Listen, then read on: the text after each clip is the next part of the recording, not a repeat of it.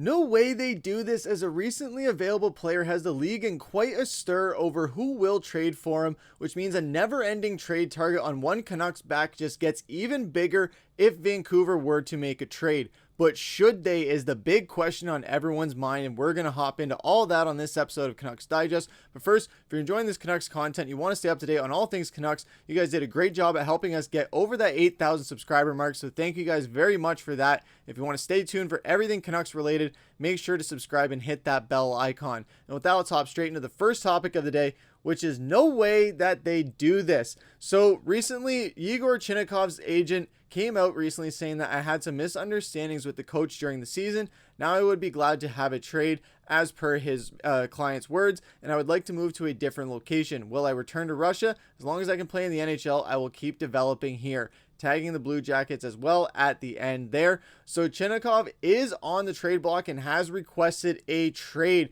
So this is going to be huge as you look at what he brings to an NHL locker room as far as intangibles go. He was drafted number 21 overall in the first round in the 2020 draft, where he went back to the KHL for one more year during his off year, came over to North America, played one game in the AHL before making that jump to Columbus, playing 62 games, totaling only 14 points in those 62 games and having a -27 rating at that. But he was still getting a lot of playing experience and still getting a lot of reps in. Then you look there in the following season, he puts up 13 points. But looking at 23 and 24 is really where a lot of people kind of started to get a little bit of attention on him, and looking at what he could bring as far as goal scoring goes and where he could fit on an NHL roster. But since then, much of Chinnikov's story has been headlined by injuries. He has suffered numerous injuries throughout the following 3 seasons, which have limited him to no more than 53 games in a single season. This past season, Chinnikov dealt with a back injury at the start of 24 and 25 and was also sidelined for an additional 39 games mid-season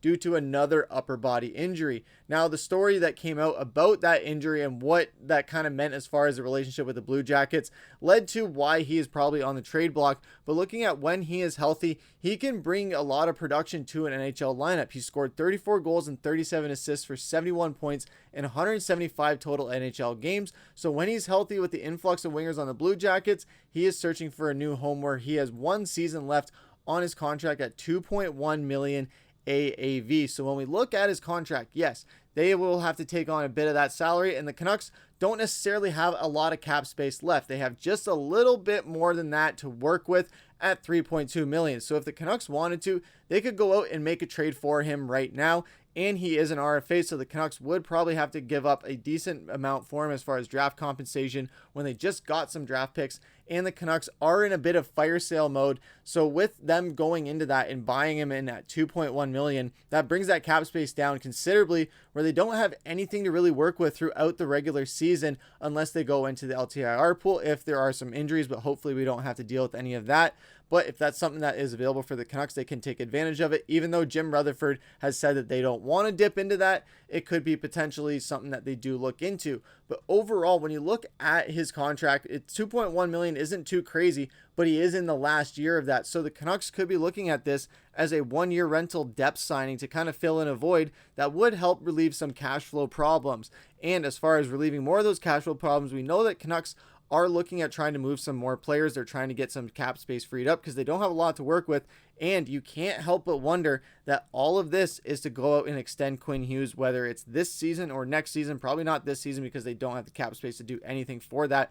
But making sure they have future space cleared up so that they can go out and make an offer to him before he is available to any other team and before he tests the free agency market and, God forbid, goes to the Devils to join his brothers.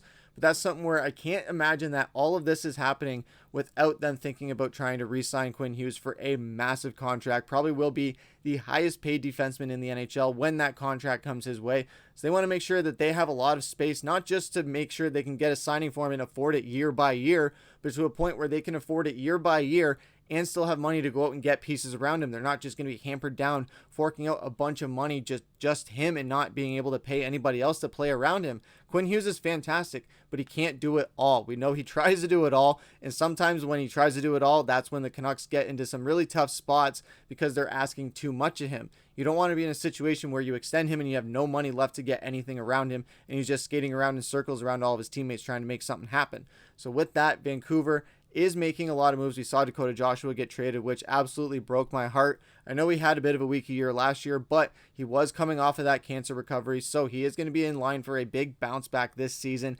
And for the Toronto Maple Leafs, of all teams, just made it even more of a slap in the face for Canucks fans. It made it a lot more bitter, more than sweet, seeing something like that happening. It did free up some cap space, but now it makes you wonder, okay, what is the next domino that falls? Because $3 million a year isn't too much to get rid of if you're trying to make some money moves to get Quinn Hughes. I know Dakota Joshua is extended for a long time, so that $3 million a year adds up over a couple of years. But then when you look at some other players that could be on the trade block, that takes us into our second topic of the day, which is the $3 million target. So when we look at the Canucks depth chart here, you look at the right wing, where Chinakhov would be playing, but we know that of those players, Conor Garland and Kiefer Sherwood, they can flop around to both sides, as well as Vander Kane. Kiefer Sherwood not as much as the other two, but you can have some versatility where you can move Kane and Garland over to the left side if needed, and you bring in Chinakhov. But the thing with Chinakhov is that he wants to be a top 6 guy. So when you look at the guys in the top 6, who can you really look at that the Canucks would be wanting to move on from at a price tag where they're going to be paying a few more years for it? Drew O'Connor, he's only got one more year left after this year, where his extension is going to be kicking in this season. But looking at Nils Höglander, that is where it gets very interesting, as far as he's coming into the first year of a 3-year deal. So you look at that, that's $9 million that adds up. Maybe you free up that $9 million and only have to pay a little bit less, especially if you have Chinakhov on a 1-year rental. You're only paying $2.1 million for just that 1 year, and then you get rid of him so that you free up the cap space. And then you're not tied into paying another $6 million into Nils Höglander. And this also comes off of the heels of a recent article that the Hockey Writers put out, going over the top 3 worst contracts on the Vancouver Canucks roster. Dakota Joshua, before he was traded, was number 3 on the list, and you guys can take a wild guess. I'll give you 3 guesses. The first 2 don't count on who number 1 was, but looking at who number 2 was, Nils Höglander at $3 million a year. And like Joshua, he had a career season in 23 and 24, scoring 24 goals and 36 points in 80 games. Last season, however, he dropped off a cliff offensively and scored only 8 goals while being a healthy scratch at times. He fell into Rick Tocchet's doghouse and seemingly never got out of it, similar to the Bruce Boudreau era when he had his last bad campaign. But back then, he wasn't costing the Canucks $3 million a year. Now he's getting paid like a 20-goal scorer, and they need him to get back to that level if they hope they can bounce back from a mediocre showing last season. At best, Höglander is a versatile forechecking machine. We've all seen it in spades in the Canucks games. That gets under the skin of opponents and can bust out a highlight reel play every now and then. Reminds them a lot of Jannik Hansen and Alex Burrows in their prime, 2 players that became fan favorites because of their work ethic and tenacity. Having said that, he does need to become more reliable defensively, something that has gotten him into hot water with coaches already, 2 of them to be exact.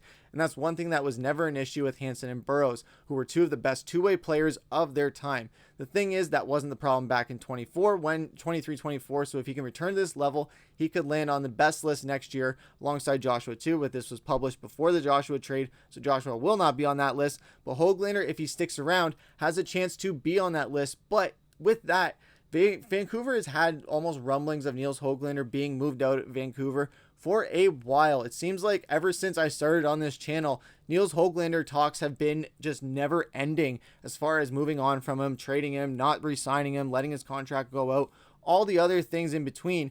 With Nils Höglander, there's been a lot of drama, and it seems like he doesn't even know that it's happening almost. As you see him in interviews, he's taking his stride. He's very happy. All the players, they embrace him. He's great in the locker room. He has a lot of great team chemistry with Nils Höglander, especially with Elias Pettersson. So if you want him to play better almost, you need to keep Höglander around. I hate saying that. You almost have to keep a sidecar around. But with the Canucks looking at this, like I was saying, you bring in Chinakhov on 2.1 a year. If you're only keeping him for 1 year just so that you can have more money for the future, okay, you gave up a lower mid-round draft pick for him. Okay, you move on from that. But then if you were not to do that and you keep Pettersson or you keep Höglander around to play with Pettersson, but you keep Höglander around, you pay $3 million this year, but then you're paying $6 million more after that. And that's $6 million more you could put into Quinn Hughes' contract next year when you want to go out and extend him, to put that in towards further use and to make sure you have money freed up to sign other players to play along with him. Do I love the move from the Canucks standpoint as far as bringing in another winger when we need centers? No, I think this is a move that the Canucks should be staying away from, and I think you trust in Höglander to get back to his ways that he was.